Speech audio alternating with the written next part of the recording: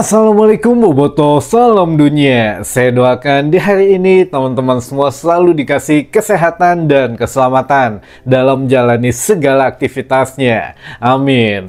Baik Boboto, langsung kita update informasi Persib Bandung terbaru. Dan sebelum kita mulai, kita juga ingin ngucapin wilujeng semping buat teman-teman Boboto yang sudah subscribe, yang sudah like, yang sering komen juga di channel ini.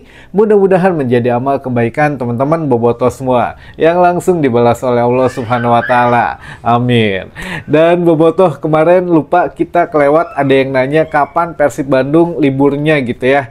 Yang kita terima katanya besok informasinya akan mulai latihan lagi hari Selasa, teman-teman. Jadi hari ini adalah hari libur terakhir untuk skuad Persib Bandung, tentu saja yang tidak dipanggil timnas gitu ya. Nah, makanya ada beberapa mungkin yang belum lengkap besok skuadnya, ada yang masih izin dan lain sebagainya.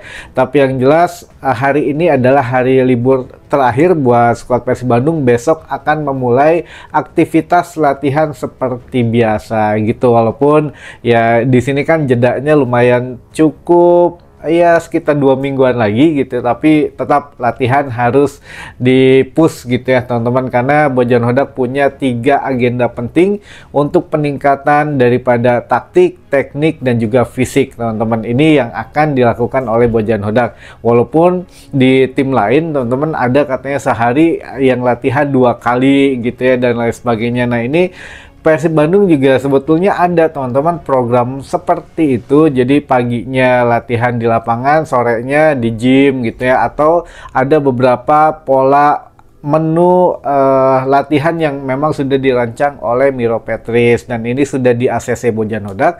Ada untuk ketika gini teman-teman, ketika pertandingan misalkan jaraknya 4 hari atau 5 hari sudah main lagi. Nah, itu menunya berbeda dengan menu ketika libur panjang seperti ini gitu ya, libur pertengahan musim atau libur ketika ya ada FIFA Matchday. Nah, ini berbeda pola yang akan diterapkan dalam menu latihannya. Jadi bermain lebih dari 7 hari tidak bermain bola. Nah, ini atau maksudnya tidak ada pertandingan resmi gitu ya. Nah, ini bagaimana beberapa hari latihan nanti diisi oleh gym internal, atau misalkan mepet gitu ya, di laga pertama ke laga selanjutnya itu hanya jarak 4 hari atau 5 hari. Nah, itu pola latihannya juga berbeda. Jadi lebih banyak untuk setidaknya ya latihan ringan lah, biar tidak terlalu menguras tenaga ini. Makanya teman-teman juga jangan membanding-bandingkan gitu ya latihan Persib dengan latihan tim yang lain. Mungkin mereka punya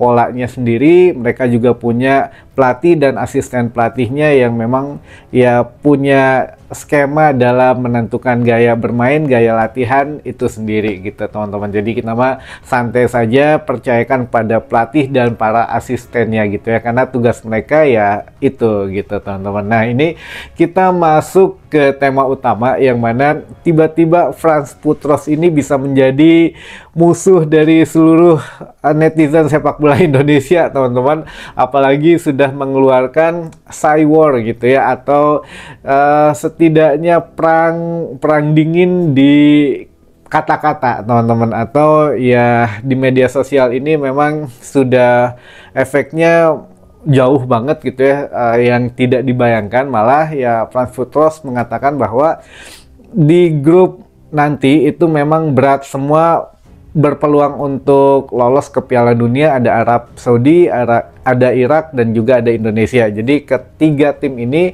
berpeluang sama-sama lolos ke Piala Dunia. Nah, namun yang menjadi salah satu agak dakdikduknya gitu ya kan, Frans Putros ini mengatakan bahwa saya oke lah, saya tahu Indonesia sangat ingin lolos katanya ke Piala Dunia, namun ya Irak juga sangat ingin lolos katanya, karena ini akan menjadi sejarah, setiap pemain bermimpi untuk bermain di Piala Dunia katanya. Jadi Putros sendiri ya sangat ingin katanya membantu negaranya, karena jika lolos ini kali kedua Irak lolos ke Piala Dunia dan itu tidak akan disia-siakan katanya ya. Jadi kalau Indonesia ingin lolos juga ke Piala Dunia ya sudah katanya di urutan kedua saja, jangan di urutan pertama, biar kita yang lolos dengan cara kita sendiri, kata Putros gitu ya. Nah ini kenapa sampai berani gitu ya ngomong ini, sebetulnya tidak ada masalah, namanya Saywar mah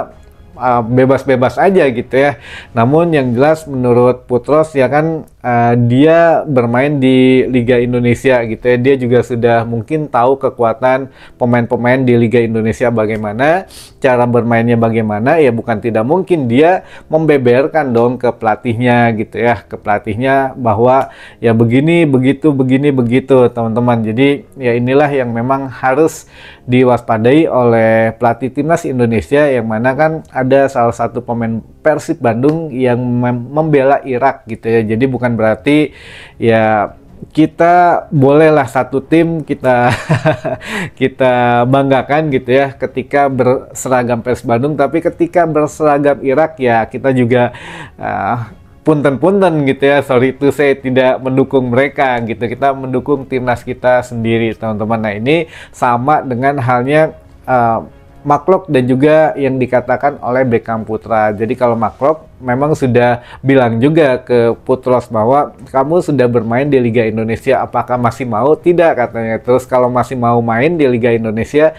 ya sudah jangan menang, kata Maklok begitu ya ke Putros. Jadi ya Saywar antara pemain-pemain ini sebetulnya di luar baik-baik saja, tapi ketika ya bertarung di atas lapangan kan suasananya berbeda, apalagi ini menentukan lolos tidaknya ke Piala Dunia, jadi tensinya juga akan sedikit keras teman-teman gitu ya. Walaupun kita belum tahu nih Maklok akan dimainkan atau tidak, tapi kalau Beckham Putra masih ada kesempatan dimainkan teman-teman. Jadi kalau Beckham Putra sih memang dia mengatakan bahwa ya manfaatkan momentum, katanya kan di Persib Bandung dia sudah dipercaya sebagai pemain muda gitu ya, sebagai kapten juga, kemarin 2 kali dipilih menjadi kapten, dan dia juga ingin membuktikan bahwa ya di tim Persib dia menjadi satu andalan. Nah dia juga ingin ya di tim nasional setidaknya dikasih kepercayaan juga, ya minimal mah bermain saja gitu ya, dikasih menit bermain dia akan membuktikan, kata